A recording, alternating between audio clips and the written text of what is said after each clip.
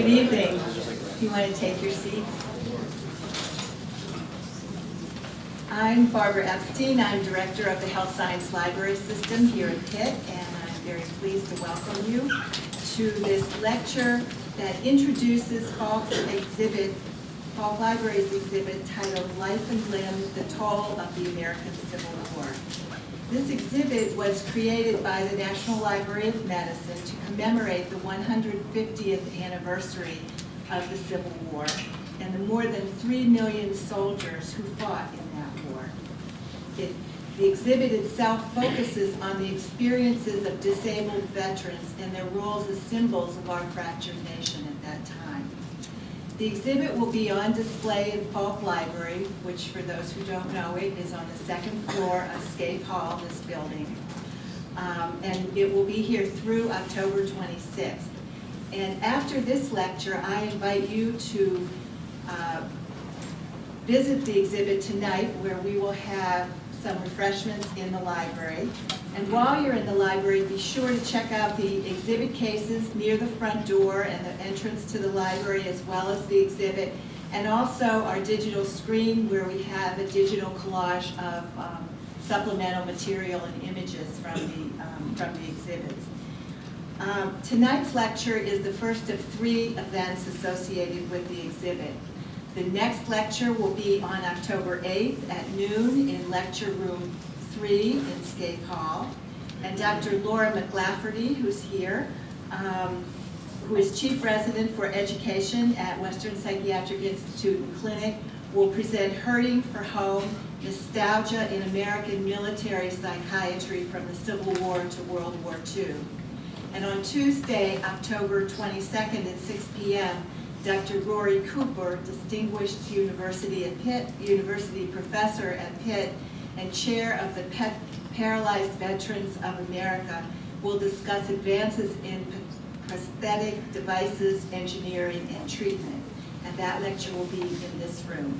So I encourage you to attend those events and to tell your friends about them and to bring them along with you. Before I turn the podium over to Dr. John Erland to introduce tonight's speaker, I want to recognize the members of the library's exhibit committee who have been working very carefully over the last 6 months to plan this exhibit and related events. And as your name is called, if you're in the room, please stand up. Rhoda Luden is not here. She's probably downstairs arranging the cookies and the other refreshments we have. Lydia Collins, Linda Hartman, who's here, Julia Jankovic, and Dr. Erland, John Erland. So, John.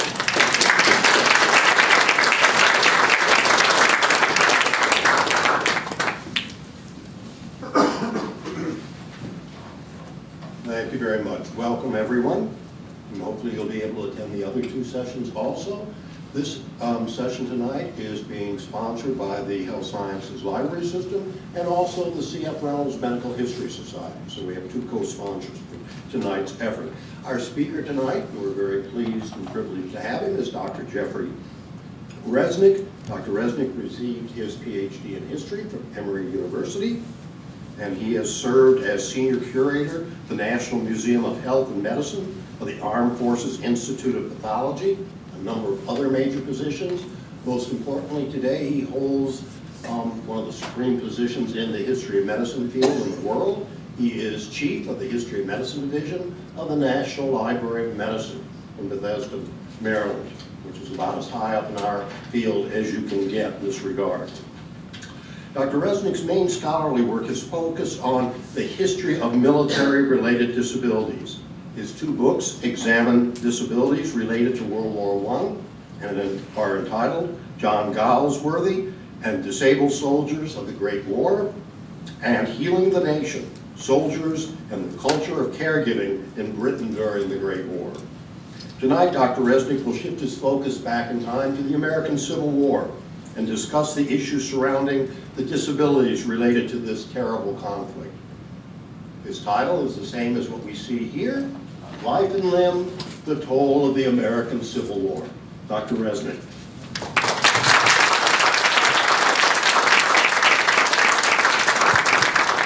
Thank you, John, for the really nice introduction.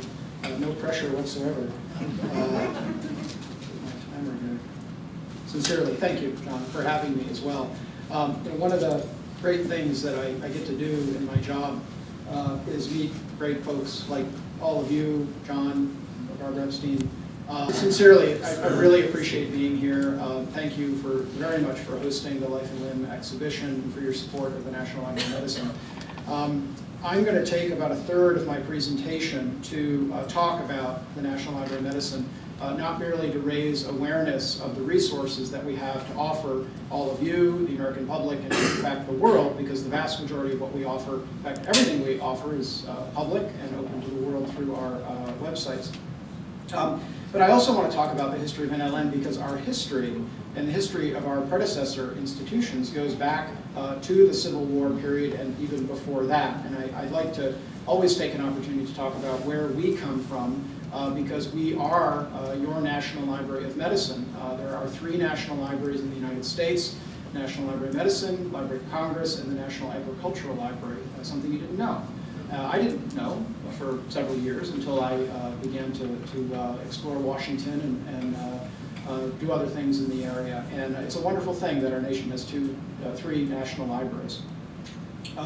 The predecessor institutions to the National Library of Medicine collected materials, and many of these are used in the Life and Limb exhibition that I hope all of you will take a chance to see this evening and bring your friends and family back during the time that the exhibition is open through late October. All of the materials that the National Library of Medicine and its predecessors have collected over the past 175 plus years are now available in a variety of formats for research, teaching, and learning. And again, some of these collections help to inform the Life and Limb exhibition. So after this history of the NLM, I'm going to turn to the exhibition itself, offering an overview of its main themes and visiting some other themes that are related to the exhibition that are, again, related to but not in the exhibition. They stem from research that I've done over the course of my career. So the National Library of Medicine began really quite humbly as a few books, journals, and pamphlets collected by U.S. Army Surgeon General Dr. Joseph Lovell in 1818. The material he gathered served as a reference collection for the Army surgeons under his command. The first request for funds for the library, really about $50 for medical books, appeared in an 1836 estimate for expenses for what was then the Surgeon General's office. In 1840, that office issued its first catalog of books of the library. The title page is shown here.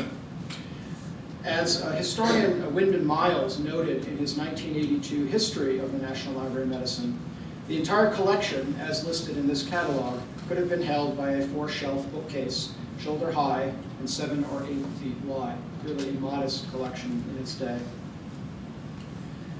Although the collection grew under Thomas Lawson, who was Surgeon General from 1836 to 1861, it was still quite insignificant and disorganized if one accepts the appraisal of one Dr. Joseph Woodward, who served in the Surgeon General's office from 1862 to 1864. Woodward wrote at the time that the Civil War broke out, nothing deserving the name of a medical library existed in Washington. After the Civil War, the Surgeon General's library received an infusion of medical books and journals from the Army's temporary hospitals, which closed at the end of the hostilities. To take charge of the burgeoning collection, the Army summoned 27-year-old, mind you, 27-year-old career Army medical officer and book lover John Shaw Billings, Dr. John Shaw Billings. Dr. Billings set out to create a comprehensive collection of medical materials. And he was relentless. He wrote letters to physicians and editors, health and government officials, librarians, and society officers requesting donations, exchanges, and outright purchases. He also accosted State Department officials traveling overseas, asking them to bring back foreign medical books and journals. As he wrote to one colleague, "I'm trying to form a great national medical library here, a work of great labor, which I am satisfied can only be done under government auspices. I want to make it as complete as it can be made." 27 years old, pretty ambitious. Dr. Billings was so dedicated to his quest to build a world-class library that Oliver Wendell Holmes noted, "Dr. Billings is a bibliophile of such eminence that I regard him as a positive danger to the owner of a library if he is ever let loose in it." Billings' voracious reading in the library made him one of the most learned men of Gilded Age America. Here he is sitting on your right in the dark suit. Billings was a top authority, eventually became a top authority in such fields as public health administration, hospital design, vital statistics, scientific medicine, hygiene and ventilation technology, census organization, epidemiology, and science administration. Under his stewardship, the library's roughly 2,300 medical volumes grew into a collection of nearly 124,000 bound volumes. By 1895, the Surgeon General's Library was the largest medical library in the Americas and possibly even in the world. Billings' expertise in librarianship led beyond collecting books to cataloging them. He created a system for cataloging the entire collection in a way that had never been done before. In this regard, he created two landmark finding aids, which appeared in the late 1870s, somewhat simultaneously. First, the Index Catalog of the Library of the Surgeon General's Office, what's known today as Index CAT, and I'll get back to that in a minute, and then Index Medicus. Index Catalog was a multi-volume subject index to the collection, while Index Medicus was a comprehensive index of medical scientific journal articles. These two resources made the library internationally famous. By the 1880s, books and journals were regularly going out on loan to physicians across the country, and as technology improved, microfilming and photocopying of literature for patrons followed quickly. Today, in their digital forms, Index CAT and Index Medicus is essentially a subset of PubMed, these two sources remain invaluable resources for primary research in NLM, primary historical research. And together they encompass material dating from antiquity through the middle of the 20th century. And Index CAT alone offers 4.5 million online references to over 3.7 million bibliographic items. Incredible amounts of data. And just this year, earlier this year, we undertook a systematic project to create the extensible markup language, the XML of the Index CAT corpus of data, enabling that entire corpus of data to be mined as so many large corpi of data are being mined in this era of big data that we're in. So we're not only being stewards of the data retrospectively, but prospectively now. And we're very excited that we have a volunteer working at the library from UC Irvine who's going to be doing the first data visualizations of the Index CAT corpus of data, which is very exciting. And we'd like to think that Dr. Billings will be proud.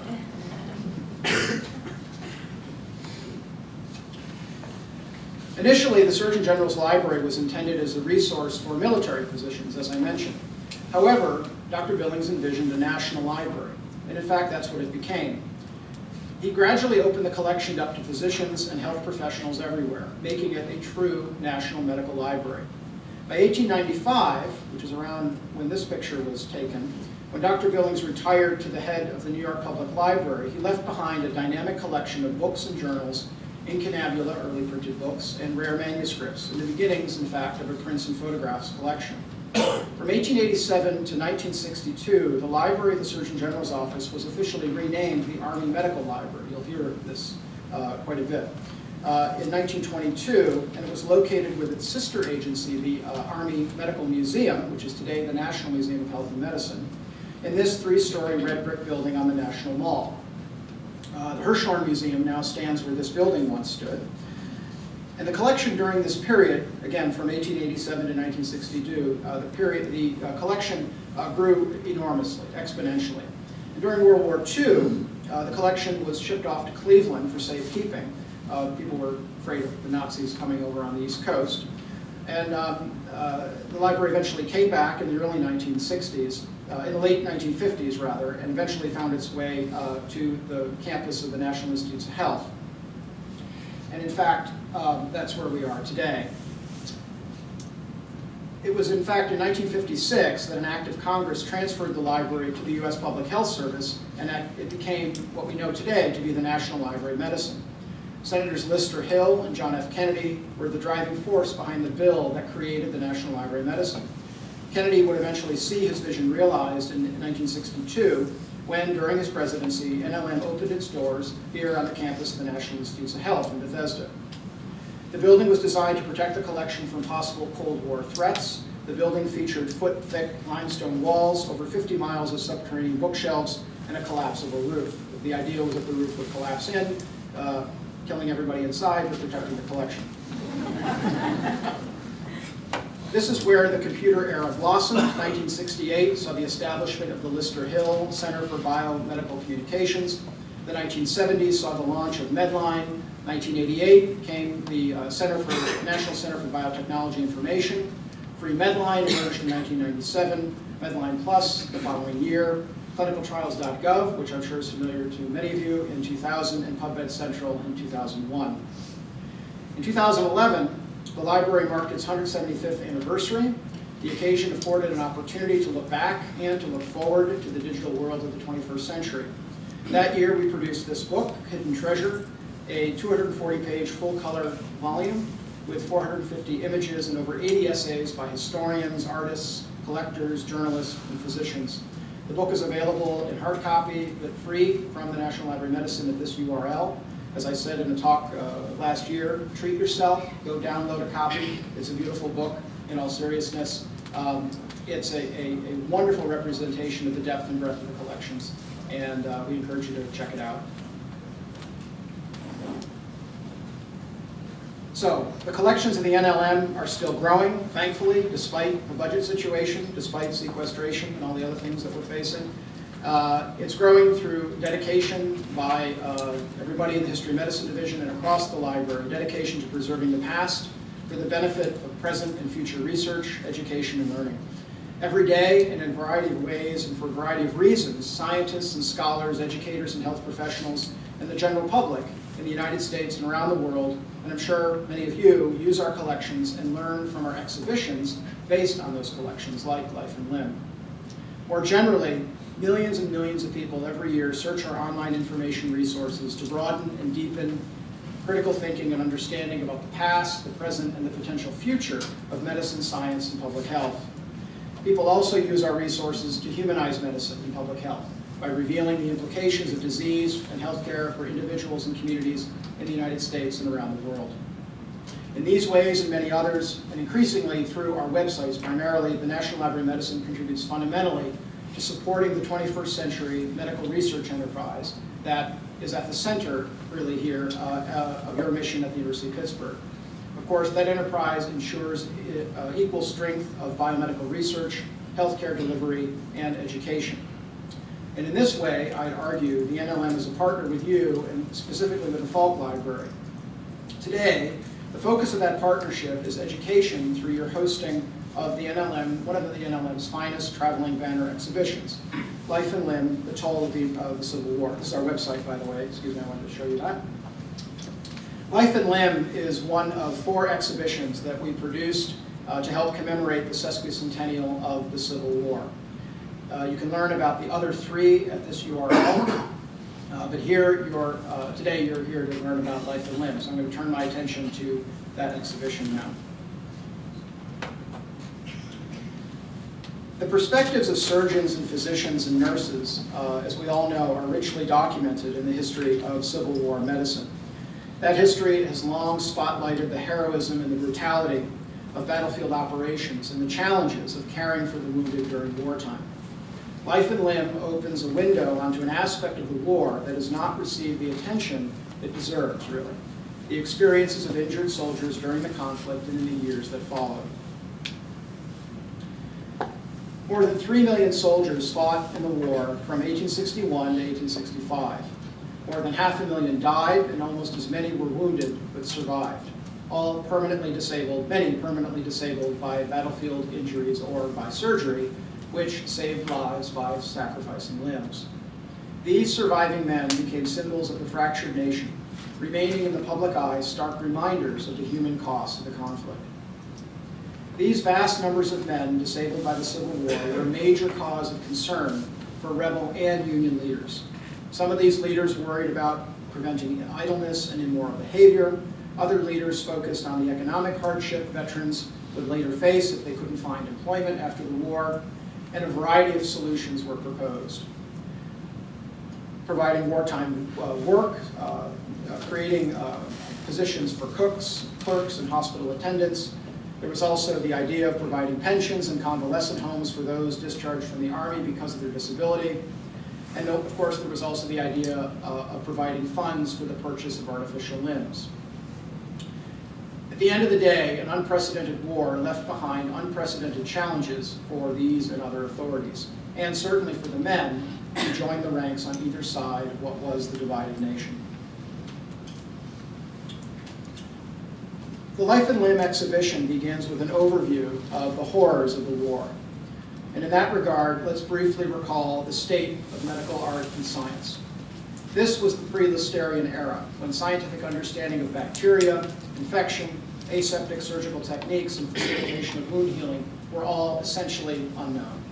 There were no antibiotics, x-rays, MRIs, CAT scans, blood transfusions, or blood typing. Anesthetics, usually in the form of chloroform and ether, were used, making surgery potentially life-saving rather than life-threatening.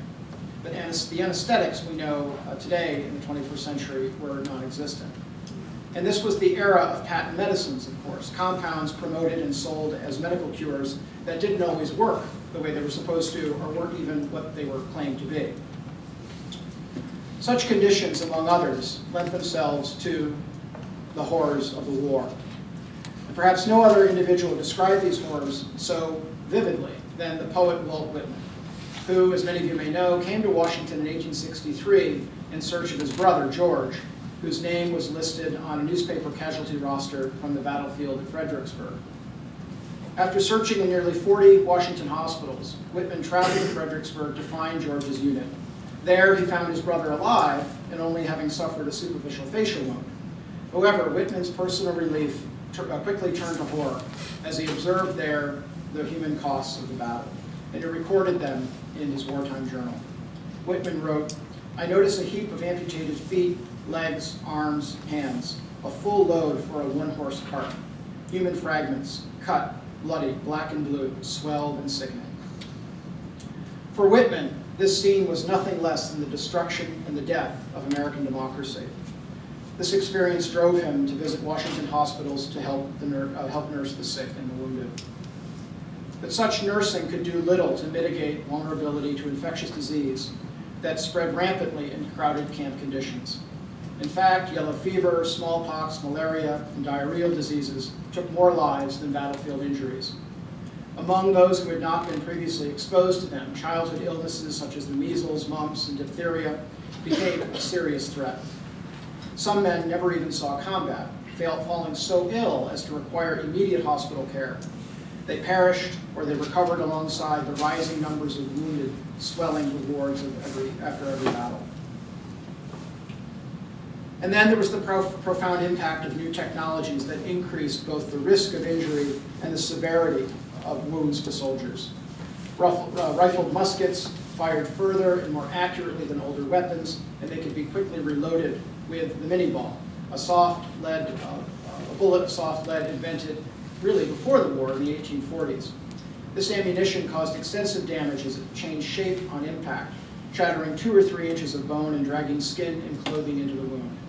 The scale of the damage and the risk of infection was a major cause of amputations. This is a picture of George Lemon, who was shot in the leg at the Battle of the Wilderness on May 5th, 1864. He was captured by Confederate soldiers and didn't receive treatment for his injuries until he was freed by Union forces over a week later.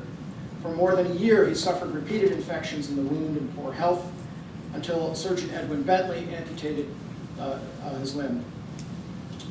One of tens of thousands of named men who survived into the post-war era, Lemon, in fact, made a full recovery and was fitted with an artificial leg after the war in 1868.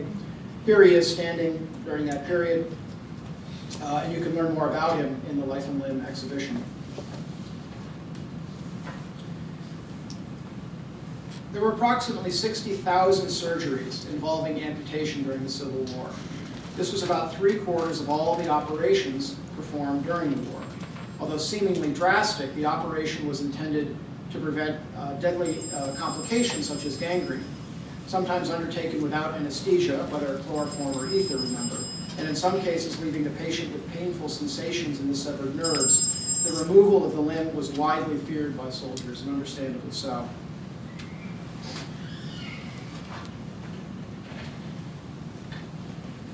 The sheer number of amputees produced by the war and later by factories and railroad accidents helped to drive wartime and post-war entrepreneurialism in the nascent field of prosthetics. In the 15 years before the war, there were only 34 patents issued for artificial limbs and related assistive devices. During the 12 years from the beginning of the war to 1873, there were 133 patents for limbs issued. This was nearly a 300% increase. Almost 150 patents were issued for artificial limb designs between 1861 and 1873, as the industry essentially expanded to accommodate the veteran population. This trend was aided in 1862 when the federal government allocated Union veterans $75 to buy an artificial leg and or $50 for an arm. By 1864, the Confederacy was also providing financial assistance for such purchases. These payments usually covered the cost of the device and travel to a showroom where it could be fitted. Among these patents was one held by James Edward Hanger, a Confederate soldier who, after losing his leg at the Battle of Philippi in West Virginia, returned to his home in Churchville, Virginia. There he developed what became known as the Hanger limb, which changed the so-called American leg by adding rubber bumpers to the ankle and later a rubber foot. Hanger's company eventually became one of the largest manufacturers of artificial limbs in America. This is a picture of one of the Hanger storefronts in the Midwest in the mid-1880s. Today, of course, Hanger is known as the Hanger Orthopedic Group, located right in downtown Bethesda, Maryland, just down the street from the National Library of Medicine. There were several rivals to the Hanger Company, including the George Fuller Artificial Limb Company in Rochester, New York. You're probably wondering why this one from Rochester, New York. I'm a native of Rochester, New York, so I always like to show this because it's something about my hometown history. Fuller improved upon what was called Dr. Bly's anatomical leg, which is shown here on the left. So there was all this innovation going on and a lot of rivalry among and between the artificial limb companies. So Fuller was a rival with Hanger, but there was no bigger rival during this period than the A.A. Marks Company of New York City. It was really Hanger and Marks that were the greatest rivals of artificial limb manufacturing in the 19th century. Marks began to patent its artificial limbs around the same time as Hanger, although Hanger, the patent came from the Confederate Patent Office, whereas Marks came from the Union originally. The A.A. Marks Company was an extraordinary advertiser of its products. The company produced elaborately illustrated brochures and postcards and catalogs like these, claiming that its manufacturing facility in New York was the largest in the world, and that its legs were largely, if not perfect, very close to it. And all of these publications were filled with inspiring testimonials by veterans and others about the utility of artificial limbs. I'll get on about that in a minute, but one of the remarkable things about the Marks Company was the use of pamphlets and postcards, as I said, but the imagery that conveyed the origins of the artificial limb being in the wood that was actually harvested on a farm in Connecticut outside New York City. And one of the catalogs showed how that wood made its way through a production process in this factory, step by step, to become ultimately the artificial limbs that were provided to the American public, whether you were a veteran, whether you were a farmer, whether you were a railroad worker who needed one. If you were to go into this image and look at every compartment of this factory, you will see the step-by-step process. So this catalog, I'm showing you a few images from the catalog, this catalog pulls out this step-by-step kind of factory process. It's quite remarkable. And these images are part of the Life and Limb exhibition. I believe they're on the banners, but they're part of the companion website to the exhibition, the entire series. So it was in the Marks Manual of Artificial Limbs that these positive testimonials appeared. Claims that, my limb fits me so well, and it does so well in the work that I'm undertaking, whether I'm a farmer, whether I'm on the railroad. And these manuals were produced by nearly all of the companies. It's the one copiously illustrated by Marx that I wanted to point out here. Of course, these positive testimonials obscured the reality of life with and without an artificial limb. Despite claims of their functionality, many prosthetic designs had very limited function. Ragged tissue and protruding bones, or in fact bones left close to the surface of the skin, caused immense pain and frustration for amputees who tried to use artificial limbs. And testimonials and advertising literature also obscured the very cost of replacing the limb that was damaged. And most importantly, they obscured the very stigma of disability, the fact that one was physically less than they were before they lost their limb.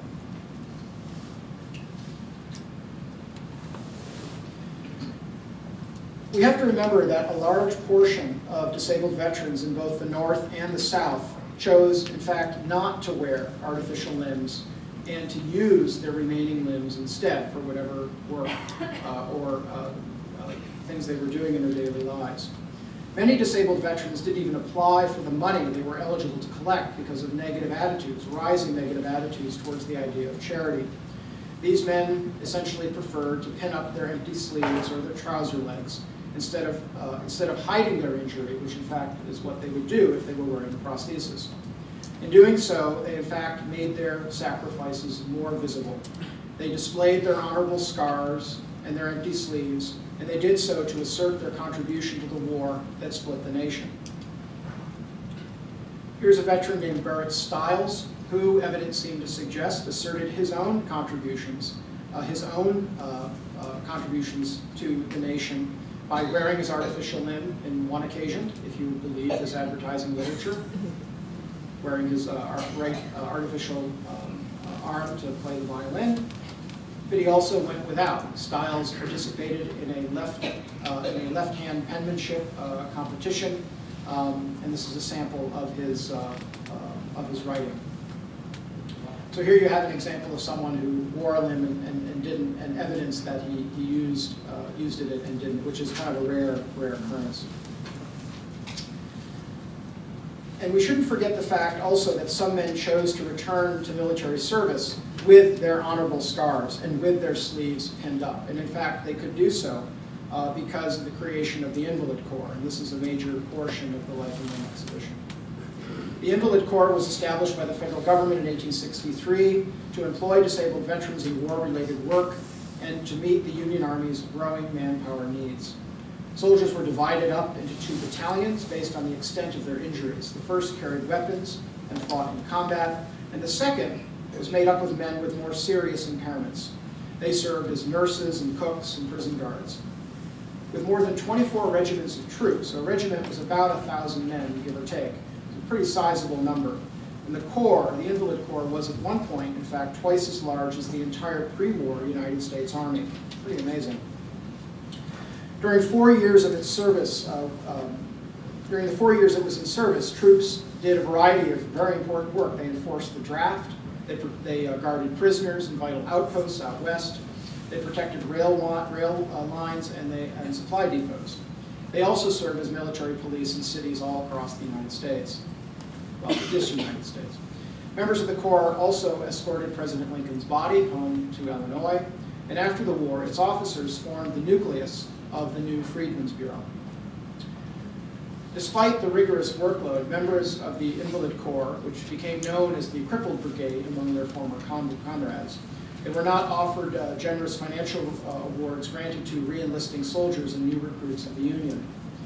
They were, in fact, nicknamed Inspected Condemned after initials stamped on faulty goods. However, later, the Invalid Corps was renamed the Veteran Reserve Corps. This occurred in 1864, and this change began to put an end to such mockery of this group of noblemen who chose to serve after they encountered their disabilities in wartime service on the battlefront. Another personal story that's documented in Life and Limb is that of Alfred Ballard. He was a private in the 5th New Jersey Volunteer Infantry. He was wounded in the Battle of Chancellorsville in Virginia in May 1863. His severe leg injury prevented him from returning to the regular army, so he joined the Invalid Corps instead. Fowler described the carnage of the war in a diary that's featured in the Life and Limb exhibition, a diary that included graphic illustrations of the fate of soldiers. I'm going to read you one of his entries. We arrived at Potomac Creek Hospital at noon on December 6, 1863, wet through and hungry. But after getting something to eat, I felt better. In the tent were men with their legs off, some with arms off, and men with all kinds of wounds. The most cheerful one of the lot was a man with his hand cut off at the wrist, as it had commenced to suppurate discharge pus. Of course, it did not smell very sweet, and every little while he would poke it under someone's nose and tell him to smell of that.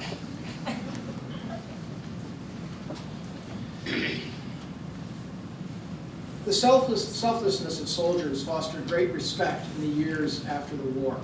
Pension payments were increased regularly, and men pursuing political office often found that their obvious injury proved quite useful in attracting voters.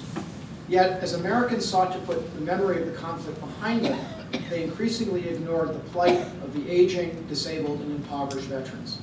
Instead, memorializing the dead and asserting national patriotism became the focus of Civil War remembrances through the end of the 19th century and into the 20th. The image of the disabled soldier became one of a money-grubbing dependent. By the 1880s, support for the veteran was diminishing fast, even as the country continued to grapple with the unprecedented human damage done by the war. Even so, it's important to recognize how, during this time period, wartime sacrifices were, in fact, becoming important medical legacy. So I want to go back for a moment to 1862, when Surgeon General Hammond at the time directed Union medical officers in the field to initiate what was essentially an unparalleled project commensurate with the unprecedented events of the day. Surgeon General Hammond's instructions were these: to collect and to forward to the Office of the Surgeon General all specimens of morbid anatomy, surgical and medical, which may be regarded as valuable, together with projectiles and foreign bodies removed and other such matter as may prove of interest in the study of military medicine and surgery. These objects should be accompanied by short explanatory notes. Responding to Hammond's call, Union surgeons collected specimens derived from routine medical procedures performed on the sick, from surgical operations conducted on the wounded, and in fact from autopsies. Specimens were also collected from battlefields and occasionally too from the graves of soldiers. These specimens of morbid anatomy, alongside durable medical equipment and pre- and post-operative photographs and medical illustrations of wounded soldiers, together formed the basis of the collections of the newly established Army Medical Museum located in Washington, D.C. At the museum, a curator named John Brinton and his colleagues received these specimens. They cataloged them, they prepared them, they mounted them to ensure their long-term preservation. The short explanatory notes that accompanied the specimens, provided by the doctors, formed the original accession file for each specimen. These notes contain the name, the regiment, the rank of the patient, the dates of injury and treatment, and when appropriate, the death and the cause of disability. It even sometimes also included the battle at which the soldier was injured and the location of their treatment. And some surgeons even included detailed notes about the course of the treatment. So between 1879 and 1888, the same time when disabled veterans were tremendously falling out of favor with the American public, the full record of all of this material, the specimens, the artifacts, the images, and the notes, appeared in a 6-volume collection called The Medical and Surgical History of the War of the Rebellion. 3,000 pages, thousands of images, and tens of thousands of surgical cases. And in fact, the book also contains not only photographs, but etchings and wood engravings, charts, tables, lithographs, chromolithographs, albumin photographs, and in fact, every type of reproductive process available at the time can be found in the medical and surgical history. It's an amazing collection of data and images. The medical and surgical history of the war was called a natural experiment that afforded large amounts of medical information to be amassed in a way that had never been done before. And in this light, this history can be viewed as the first large-scale epidemiological study undertaken in the United States. The story of the medical and surgical history is a counter-argument to Sacrifices Forgotten. It's not one you're going to find in Life and Limb, but I wanted to put it in here because it's important. As we recognize this story, we should not forget that those sacrifices were indeed forgotten, socially and culturally speaking, but not from a medical legacies perspective. And here, I want to return to the words of Walt Whitman, who perhaps saw the situation more poignantly than anyone else, as he conveyed that the life of a soldier who passes away having a more peaceful journey than the soldier who survived after the war to face uncertain twists and turns of life. You might be familiar with the poem, Adieu to a Soldier. Adieu, O soldier, you of the rude campaigning which we shared, the rapid march, the life of the camp, the hot contention of opposing fronts, the long maneuver, red battles with their slaughter, the stimulus, the strong, terrific game, spell of all brave and manly hearts, the trains of time through you, and like of you, all filled with war and the war's expression. Adieu, dear comrade, your mission is fulfilled, but I, more warlike, myself and this contentious soul of mine, still on our own campaigning bound, through untried roads with ambushes, opponents lined, through many a sharp defeat and many a crisis often baffled. Here marching, ever marching on, a war fight out, I here, to fiercer, weightier battles give expression.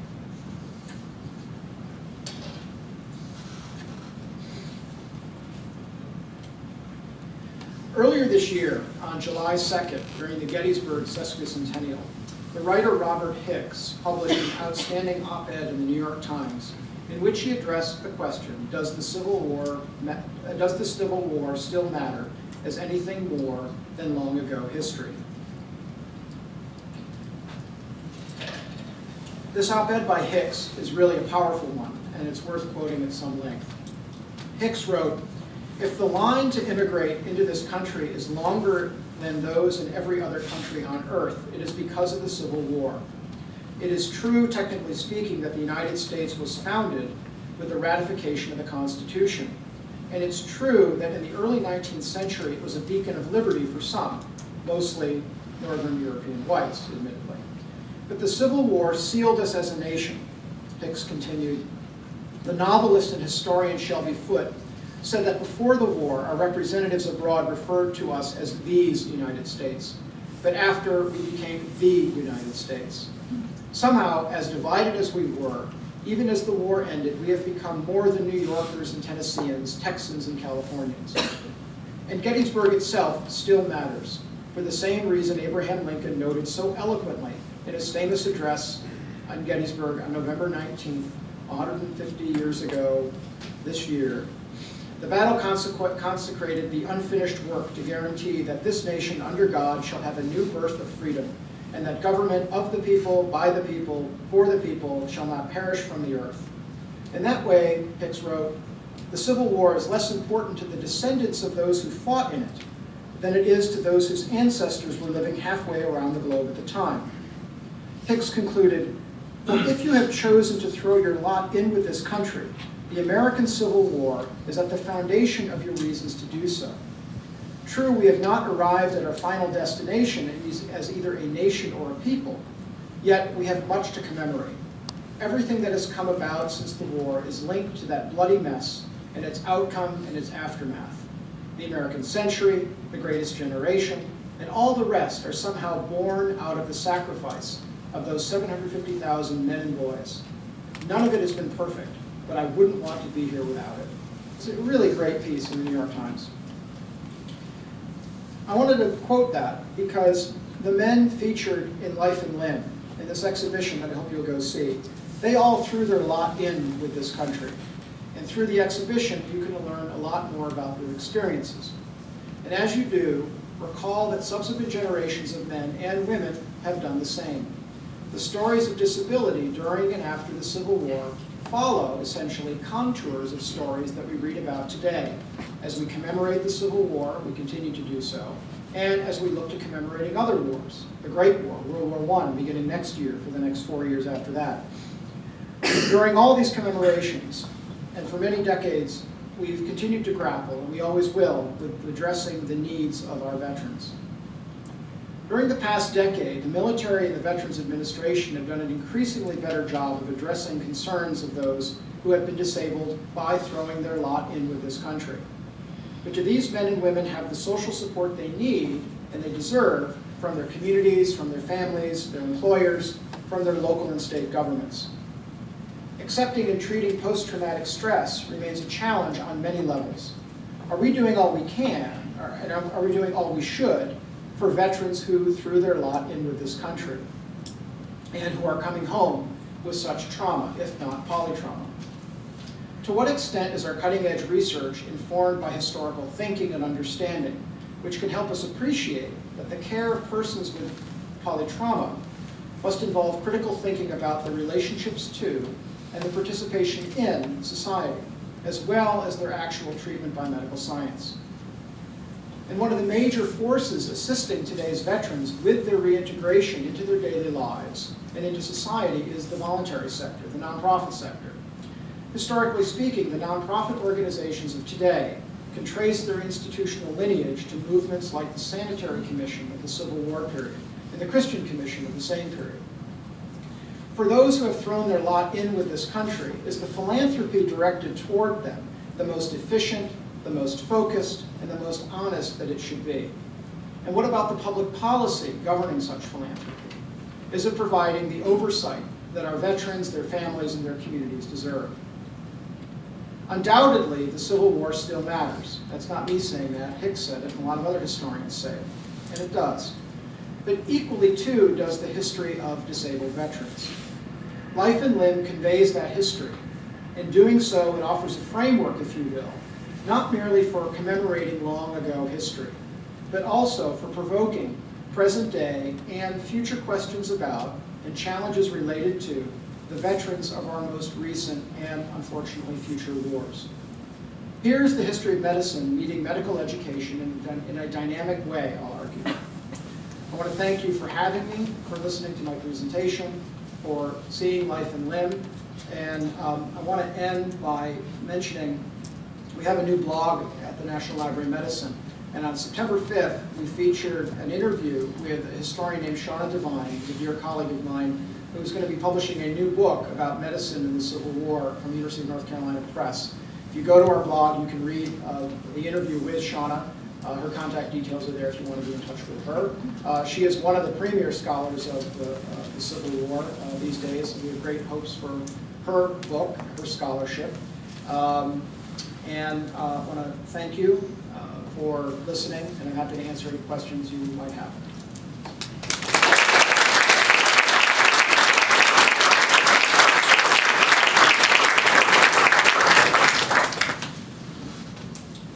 Yes, ma'am. Do you know whether the Union, the federal government, after the Civil War, honored the patents that the Confederacy had issued, or did Hanger essentially lose his whatever business advantage he had invested in those patents? That's a really good question. I believe they honored it because when I was doing research on the Hanger patent, the picture that I showed is in fact not the original Hanger leg. It's one from, I think, the 1880s. I couldn't find the original patent issued by the Confederate Patent Office. I think those records were destroyed, but I did find evidence to suggest that the patents were honored. I also think that Hanger couldn't have grown his company in the way that he did had that original patent or series of patents I think he got, if they had been undercut or eliminated. So, but that's a really good question. Thank you. Yes, sir. Did the surgical techniques for amputations improve? I would presume you had people on the line who really weren't that up to snuff. They just kind of whacked this limb off without thinking of a prosthetic fit. You were saying that there was difficulty with the prosthetics fitting because there was bones sticking out. Yeah. So my presumption is after 4 years, they probably weren't any better in 1865 and 61 in terms of how to do an amputation. Or was there some way that information got out to the medical? I think the way the medical information was shared primarily was on the ground, in the moment, and only on the very rare moment of reflection. My sense is, reading the record as I have, is there was some understanding later in the war that, keep in mind now, they oftentimes didn't have the luxury of time to determine how best to amputate or where to amputate them. But I think towards the end of the war, there may have been better knowledge that if you amputate high, you're going to have a harder time fitting a prosthesis.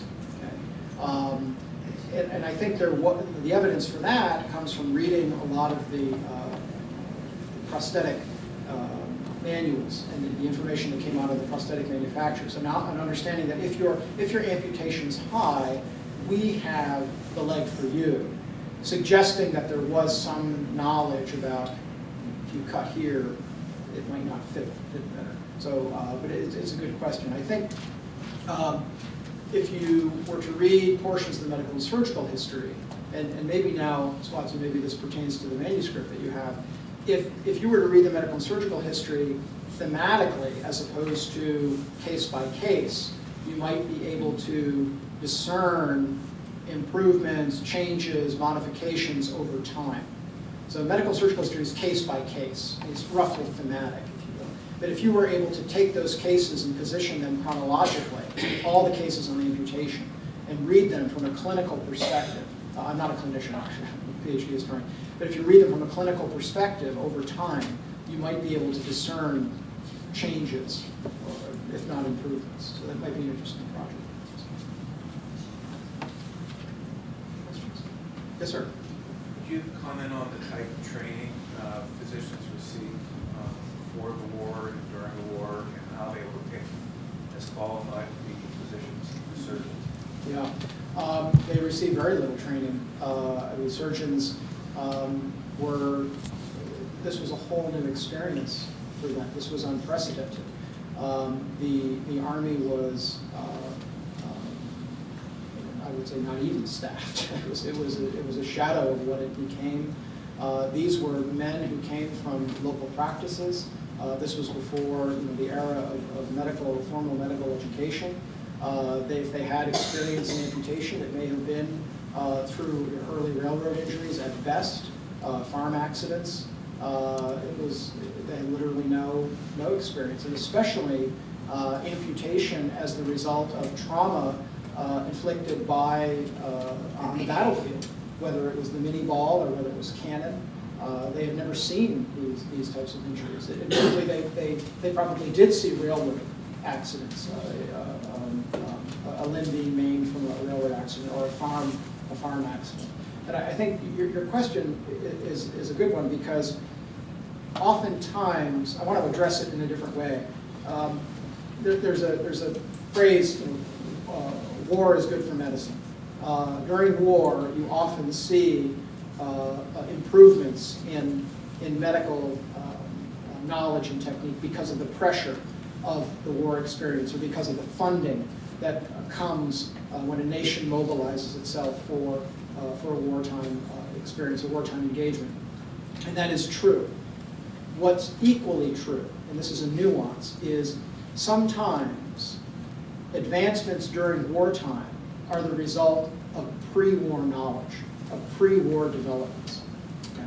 So prosthetic design, there was a spike in prosthetic design and manufacture during the periods that I mentioned. But that didn't mean that there were no prosthetics, no artificial limbs before 1861. Of course there were, but there was not as much innovation. So one could argue that the war accelerated the innovation. It accelerated entrepreneurialism.